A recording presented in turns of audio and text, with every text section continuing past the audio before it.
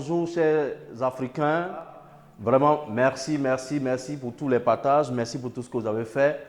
Aujourd'hui, je me propose de parler de paix. Vous savez qu'aujourd'hui, 15 novembre 2020, est une date importante pour la nation ivoirienne. C'est la date où nous avons décidé de fêter la paix, nous avons décidé de célébrer la paix. C'est tout naturellement donc que je prends la parole pour pouvoir essayer de situer l'historique de cette date, mais aussi parler de l'actualité de paix actuellement et ensuite faire des propositions pour notre avenir.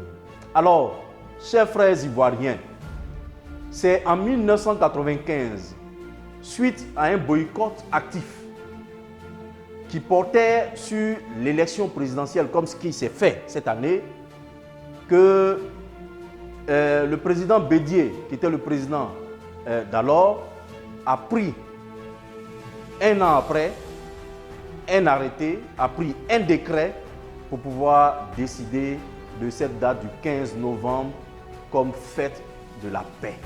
Alors, qu'est-ce qui s'est passé en 1995?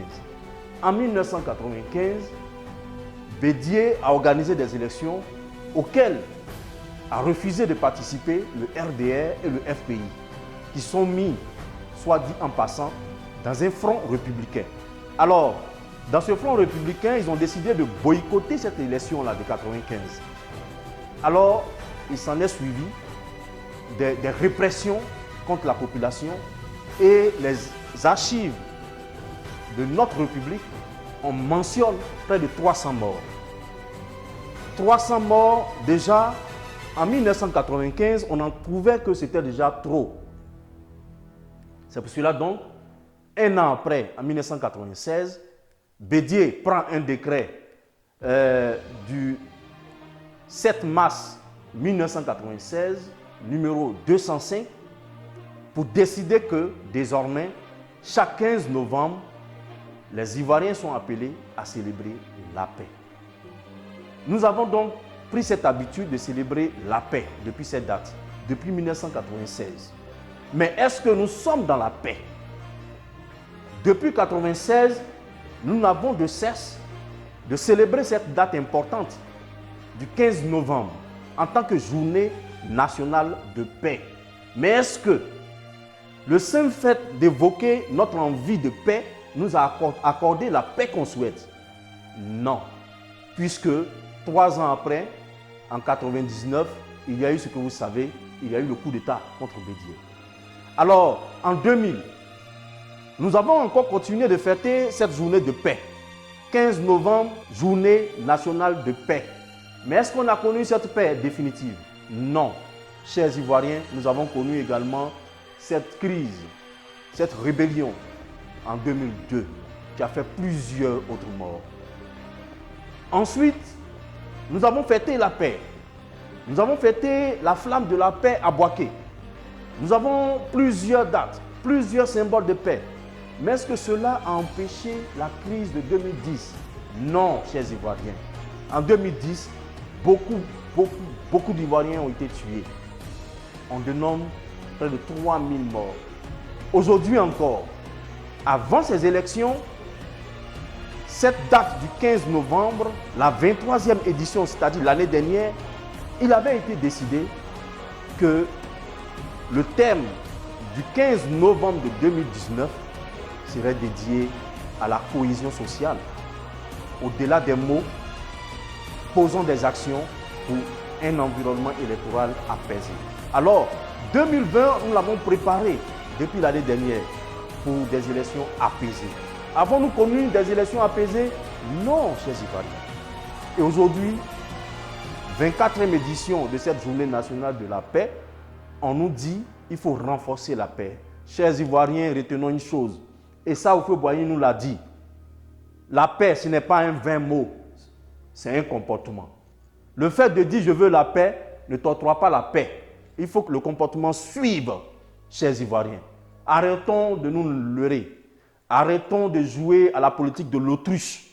Ça ne va pas, et quand ça ne va pas, il faut détecter ce qui fait que ça ne va pas. Alors, nous invitons les Ivoiriens à observer avec nous. Après avoir parlé de l'historique de cette date, je vous invite aujourd'hui même à observer avec nous. Depuis la mort du président Félix Houphouët-Boigny, plusieurs présidents se sont suicidés. Mais vous avez remarqué aussi comme moi que ces présidents, vers la fin, tous les Ivoiriens n'en voulaient plus, ou la majorité des Ivoiriens ne voulaient plus. Alors, il y a un problème sérieux. On désigne des représentants de la nation ivoirienne. On choisit des présidents pour qu'ils nous conduisent vers le bonheur que nous recherchons tous. Mais quand ils sont élus, ils se contentent à faire plaisir à leur petit clan. Ils se contentent de faire plaisir à leur parti politique. Ils oublient la majorité des Ivoiriens. Ils oublient les sujets les plus importants de la nation, notamment le chômage, la pauvreté, l'éducation. Ces problèmes sont relégués aux calendes grecs. On se limite à comment faire pour se maintenir au pouvoir, comment faire pour que son clan puisse continuer de manger, comment faire pour que les Ivoiriens soient divisés au travers des ethnies, au travers des partis politiques. Alors, chers frères ivoiriens, il y a un vrai problème qui est là. Le problème, c'est que tant que nous allons continuer à faire cette politique politicienne avec nos politiciens actuels, nous allons continuer de subir et les Ivoiriens vont continuer de mourir. Nous allons continuer d'être pauvres, nous allons continuer d'être au chômage pendant que eux et leurs familles et leurs petits clans se sucrent. Voici ce qui est vrai, chers Ivoiriens. Alors, le moment est venu pour que toi, Ivoirien, tu arrêtes de faire palabre à cause d'ethnie. Le moment est venu pour que tu arrêtes de faire palabre à cause d'un parti politique. Le moment est venu pour que tu arrêtes de faire palabre à cause des dirigeants politiques.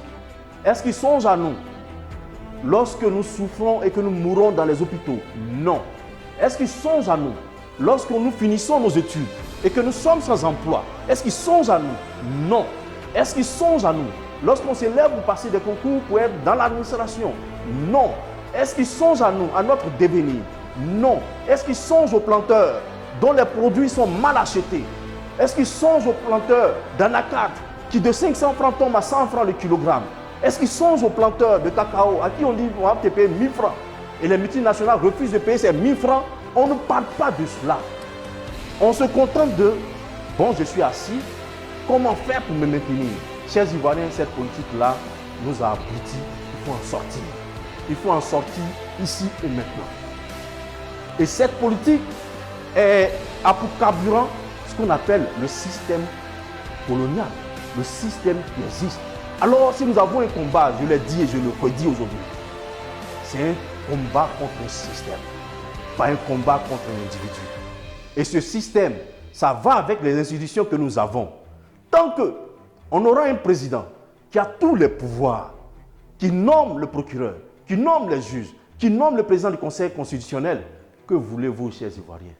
Pensez-vous que celui qui a été nommé par le président va aller contre la volonté du président là? Non! Chers Ivoiriens, l'appel de la paix que je tiens à lancer, c'est l'appel à la vérité. Il faut qu'on se regarde droit dans les yeux. C'est l'appel à la vérité. Il faut qu'enfin, on décide d'arrêter cette politique de l'autruche où on met sa tête dans le sable en refusant de regarder la réalité. Regardons la réalité droit dans les yeux. Le vrai problème, c'est nous le peuple. Nous avons décidé de ne plus réfléchir. Nous avons décidé de ne plus regarder. Nous avons décidé de ne plus écouter et confier notre destinée à des individus qui nous entraînent donc là où nous n'avons pas envie d'être. Donc aujourd'hui, je t'appelle au nom de la paix à mener bien sûr un combat, mais un combat pour la vérité. Je t'appelle à mener bien sûr un combat, mais un combat pour la justice. Je t'appelle bien sûr à mener un combat, mais un combat pour le développement économique et pour notre indépendance économique. Voilà, pendant qu'ils sont en train de se battre de partis politiques, de Pierre à Paul, ils sont en train de tout donner aux multinationales, gratuitement. Et toi, Ivoirien, à la fin, tu deviens qui? Tu es un esclave, chers Ivoiriens. Tout a été donné, simplement pour avoir la bénédiction du colon, pour que Emmanuel Macron adoube ce parti politique, pour que Macron soit d'accord avec nous. Des opposants comme au président actuel, c'est pareil. Alors, chers Ivoiriens, notre combat ne s'agit pas d'une personne. Si nous devons nous lever maintenant, mais quand tu te lèves dans ta tête, retiens une chose, je me bats pour la vérité, je me bats pour la justice, et je me bats pour le changement de système. Ce système qui nous a abrutis jusqu'à aujourd'hui, ce système qui nous a appauvris, ce système qui nous empêche de poser le vrai débat, qui sont les débats économiques, qui sont les débats de l'emploi et de l'éducation de nos enfants. Voilà, pour ça, moi, je suis prêt à me battre. Je suis prêt à marcher parce que tant que ce système continuera, on continuera de tuer des Ivoiriens. Et ça, je ne peux pas accepter. Et je sais que je ne suis pas le seul à constater ce que je viens de dire. Je ne suis pas le seul à avoir cette idée. Mais ne restons pas assis. Parce que tant que nous, la majorité, on continuera de suivre ce que le politique nous dit, on sera toujours traîné du bout du nez par ces politiciens. Mais c'est le peuple qui doit être souverain. Et nous devons réclamer tout le pouvoir du peuple. Alors aujourd'hui même, je t'engage à une lutte.